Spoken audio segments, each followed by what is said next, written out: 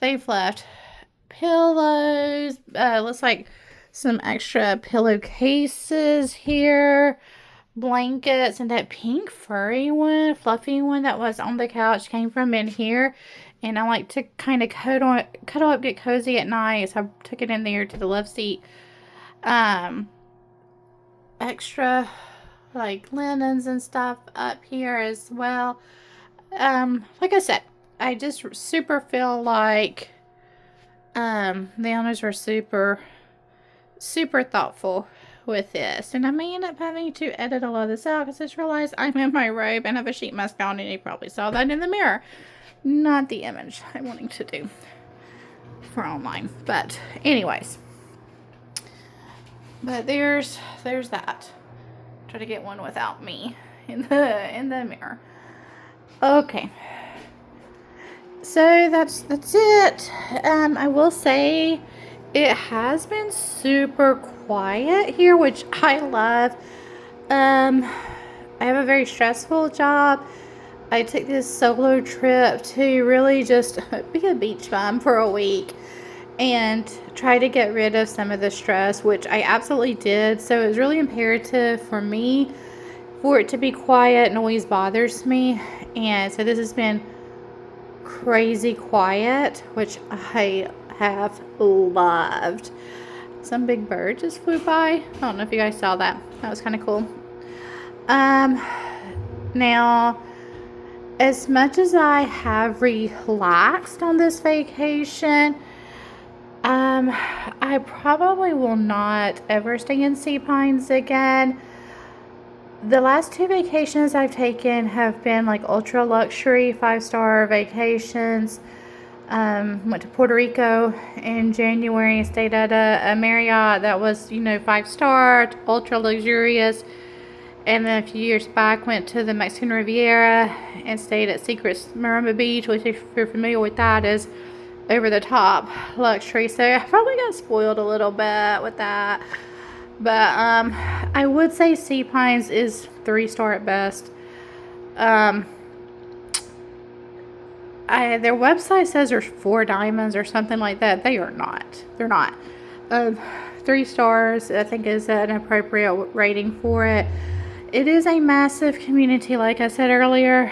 I don't mind big. I actually prefer big. You typically have more amenities and things like that. However, it is the most convoluted layout I've ever seen in my entire life. And I have actually lived near big cities before. So I don't love when things are convoluted for the sake of being convoluted, which is what this felt like. I had to use my GPS just to get to the beach club each day, or I'd get lost. And I rented a bicycle from the Sea Pines bike shop, which has been super fun. I've not ridden a bicycle since 6th grade. I'm in my 40s now. And I loved bike riding every day. But even like coming back today, I was trying to like find this bakery / deli that they actually have here in the community because I have gluten-free bread. And I have celiac, so I'm like, oh, let me get a gluten-free sandwich for lunch. That sounds good. And it's supposed to be super nearby this villa. But I'll just bike. 45 minutes later, still could not find this place. The GPS was lost too. Like it was not giving me directions. I finally made it back here just in time for it to start storming. And so I just door dashed some fish and chips from a local seafood restaurant.